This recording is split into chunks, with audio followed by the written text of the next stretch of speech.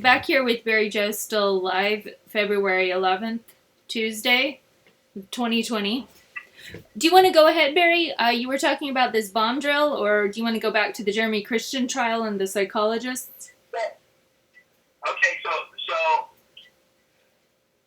what I find interesting is, for example, if you stand next to the newscaster, Mm-hmm. when the camera person is shooting the evening news, Mm-hmm. you get to see the news before it's even on the TV. Mm-hmm. Okay, so everybody has to have informants. The anthropologist has to have informants. The cop has to have informants. Everybody has to have informants. You got to know in your world, you have to have people that are telling you when you're, doing something right or doing something wrong, or, warn you about things or tell you what's on sale at the store or whatever. Right. So, one of my informants told me, and I'm not a scholar of these subjects, was that after the incident of the Hollywood Max stop, which resulted in 2 people dying of being stabbed by Jeremy Christian and 1 person surviving, Micah Fletcher. Mm-hmm. How long did I have to sit in the trial before I put together there was Fletcher Christian going on, huh?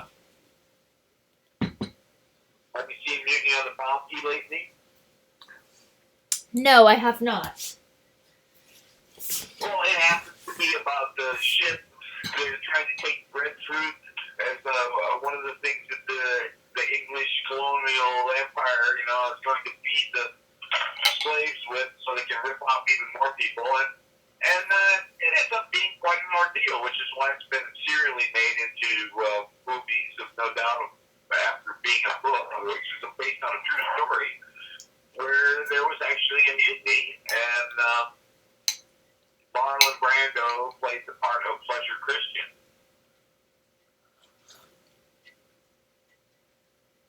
Fletcher Christian. Oh, no. Yeah, so Fletcher and Jeremy Christian. Wow. So how silly is that for me? Yes. You wouldn't get the joke until you knew all this stuff. Thank you. Okay, so truly, here's what happened on that. And this is a good thing for us to know. Because they used it in a Star Wars plot. Right? Mm-hmm. So they're using it in a Star Wars plot. That must be a good idea. Star Wars is pretty successful, I hear.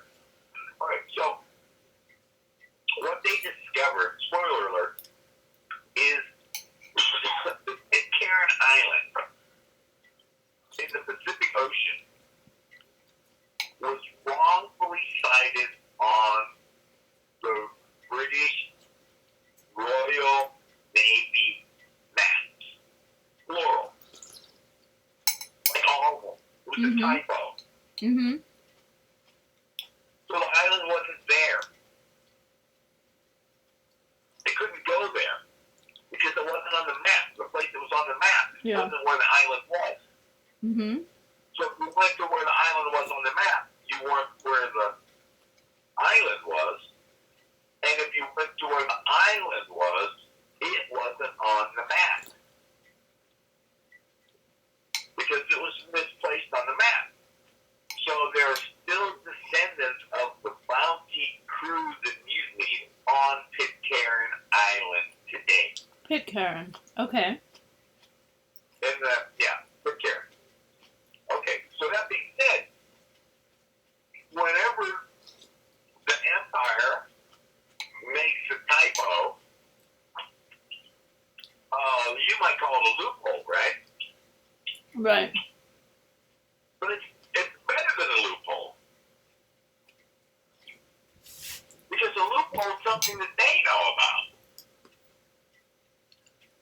Mary, I am so deep into this shit that it's silly. I have to honestly say to everybody that I interface with that all the things that I'm engaged in are legal. But my opponents don't know it and they haven't accepted it. Those are 2 things. Yeah. See, my opponents, when I went up against Jason on when I was protected under the Oregon Medical Marijuana Act by Dr. Robert J. Grimm, M.D., they didn't know that a person was protected under the Oregon Medical Marijuana Act without registering with the Oregon Medical Marijuana Program, which was a state agency that was operated to give people cards and such. Mm-hmm. The defense that I utilized was written into the law regardless of a person participating in the medical marijuana program. Brilliant. And they didn't know about it because they didn't care. They didn't care anything about it. There's so many things I don't care about. If somebody tells me about it and I don't know, I'm like, oh, okay, well, I don't care. If somebody else wants I might care.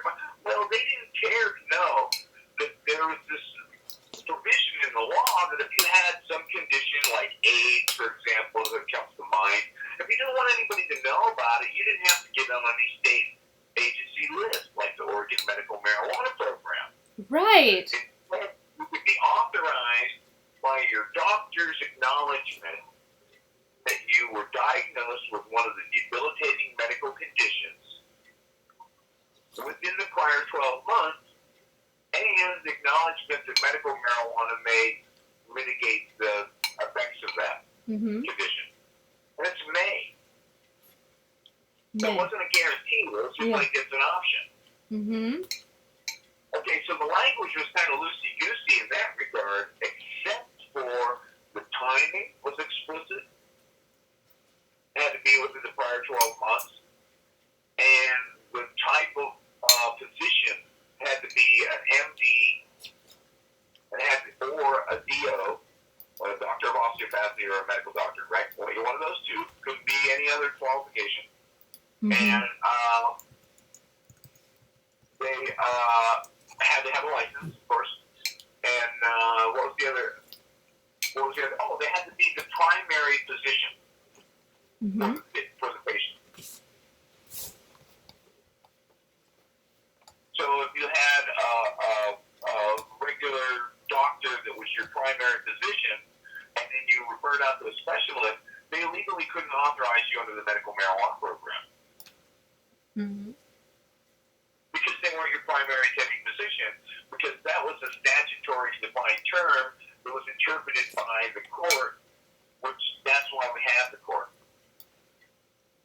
To determine, the appeals court determines and lends context to the language of the statute.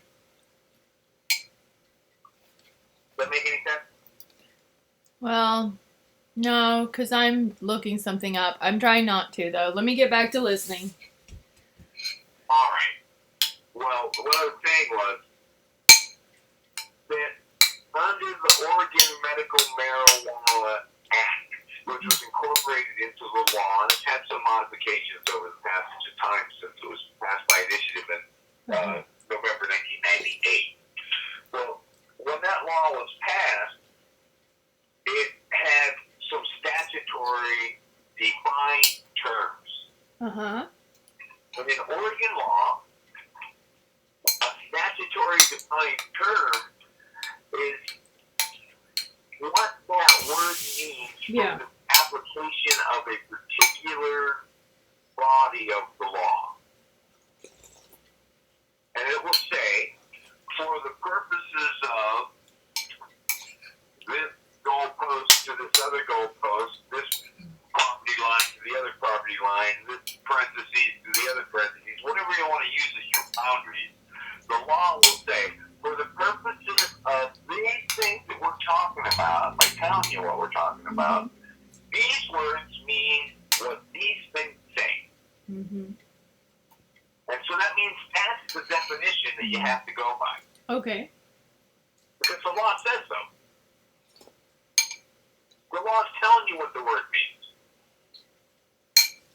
Because that's why it's defined in the statute, so that there's no way you can wiggle worm your way out with a bunch of lawyers to say that this word means something different than what it's supposed to mean under those particular terms. That's great. Thank you.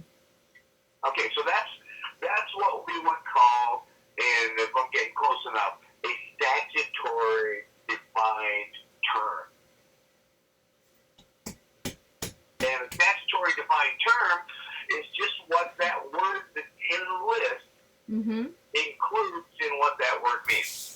Mm-hmm. And so anytime you get to that word, you have to refer back to that word's definition, Mm-hmm. because that's what the statute told you that word means. That you're stuck with that. Mm-hmm. Okay, well, the fact that you're stuck with gets to be challenged and further kind of finessed and spelled out and, further defined or whatever, however you want to narrow it or broaden or whatever the instance is. And that happens in the appellate record, which could either be in the Oregon Court of Appeals, relying on Court of Appeals decisions and Supreme Court decisions, and Supreme Court decisions mostly relying on Supreme Court decisions, and maybe agreeing with Court of Appeals decisions that they don't have to agree with, because they created the Court of Appeals as kind of like their baby to take a lot of weight off their workload, and they can smack their baby anytime they want. Oh, that's terrible. Is that I just read the most interesting thing about the homeless. The homeless camps in Eugene. Basically, they're kind of defying the Court of Appeals ruling regarding unconstitutionality, and like that's what I got out of it. Acting like that doesn't exist. Like, let's just, or isn't that what was this a Portland thing? I don't know. No. Here's we have apples and orange crates. No, it's that lady who's appealing in Portland, isn't it?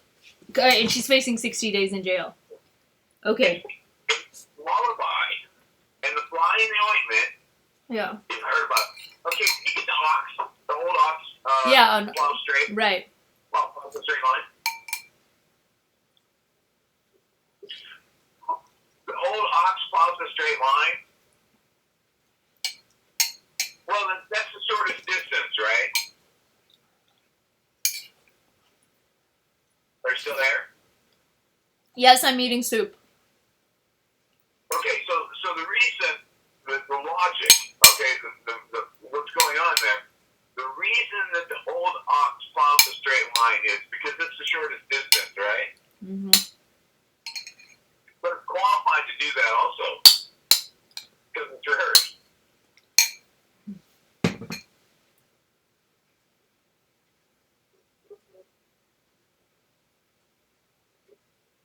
Yes? No? We're still talking about plowing? No, we're talking about whether you have autism.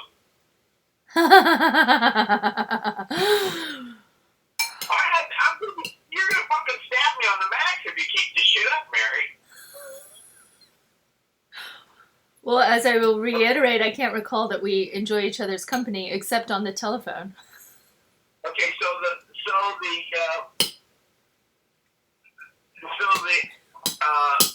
axiom, the metaphor, the maxim, I don't know, old ox follows a straight line. Okay.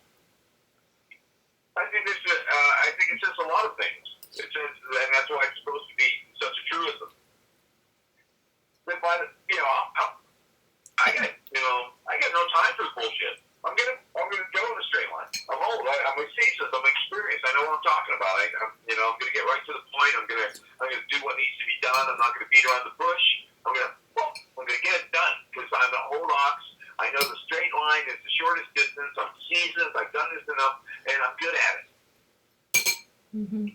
So get the fuck out of my way. Also, right? So that's all encapsulated in that.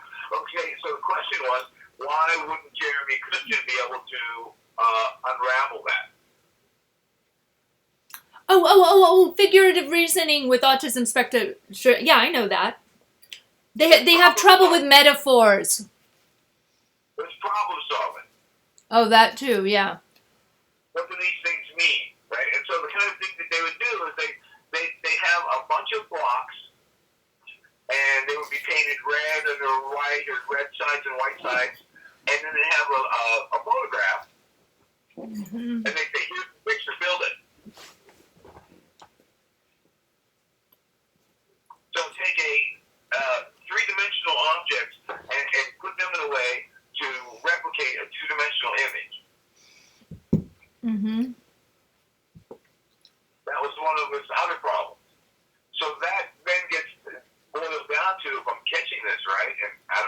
not be any different than the jurors. What that boils down to is he had some spatial concept problems. So if you take the person that has the autism spectrum, the antisocial behavior where he's loud and because he doesn't have any social skills because he's got this condition from birth, and he's confronted by somebody who's laying hands on him and people that are closing in on his space, and there's multiple people approaching him at the same time, and this, that, and the other thing, and it's looking bad for the state. It's looking so bad for the state. Interesting. And that's where you are. What is this, day 10 of the trial or something like that? Day 8? That again? What day are you? Yeah. It's, well, it's only the defense's second day, right? Yeah. Yeah. Hey, they're supposed to have 4. But who knows? I don't know who they're going to pull in on this shit, man. It's for me, it came down to this. Here's the elements that are really at work. Okay, you have the person, Jeremy Christian, which any person at all, without fail, will recognize the abnormal behavior characteristics that this fellow expressed that day and maybe the day before, maybe forever. Uh-huh. He's an oddball, everybody knows it. He's an outcast, everybody knows it. He's out of line, everybody knows it. He's offensive, yeah. Mm-hmm. Fuck him, everybody knows it. Okay, so we know that. Okay, so what we're getting down with the facts is, and maybe the defensive strategy was a product of their scheduling instead of, their strategy. But they brought in the use of force expert before they brought in the docs. Mm-hmm. So that might have been a good move because the use of force expert had a pretty good sales job on the situation without even knowing that there were any potential birth defects involved here. Mm-hmm. Mm-hmm. See what I'm saying? Yeah. The use of force expert said, a person under this situation, this would happen, this would happen, look at it, it's 3 against 1. And if you have a plate in your head and you can die from getting pushed down a 3rd time, that might be the time you start stabbing people. Save your life. Because he's already been pushed down twice. Right, so that was the use of force angle on it, and I'm just giving the I'm not getting into the depth of why he made the various assessments, but yeah, it was a defense expert that was a person that trained people on use of force, including cops, and got certified by Taser, so he could do Taser classes, and that's his gig, and he does. Use of force training and use of force testimony, and he was testifying yesterday about the dynamics that were at play at that particular time, right? And how once you start adding more people into the mix, your reasonable options is how you respond change. Hey, Barry, I want to ask a question. If I relook at the footage, I can answer my own question. But from your knowledge of the footage, would you say that in the 2 times Jeremy gets knocked out by Micah, do you think Jeremy suffered enough impact that he could have had some concussion type activity that would have... Okay, say you get punched in the face, your head gets knocked back. Your brain sloshes to the back of your skull and goes back and forth like a little basketball inside your skull. That causes internal brain injury, right? Like when I got thrown down by the sex attacker at Meals on Wheels, he most likely caused traumatic brain injury, a minor, not as excessive as some concussion, but he caused concussion. That's what I'm asking. Yeah. What you just said, because there were 4 police officers at the wrong door, and it was mine. Oh, how awkward. How awkward. Sorry. Yeah, shall I begin again? All I'm asking is, do you think Micah's... Yeah, they're looking for my neighbor or something. Okay, do you think Micah's blow to Christian, knocking him down, sloshed his brain in his skull, such that he was given a small concussion? No. Here's where we're going. All right, this is exciting stuff. Okay, so the two people that were testifying that were medical, we'll say professionals, because they were psychologists. Was that medicine? Yeah. Okay, they were both doctors. Okay, they get PhDs. Okay, but they were practicing psychologists, right? So I helped some laugh with their cops coming to my door. That's so fucked up. They're hot on your trail. They want you can invite them in onto the show. I'll totally hi, what's your name? What's your favorite color? I have to smoke more weed right now. So okay, well we're wrapping up at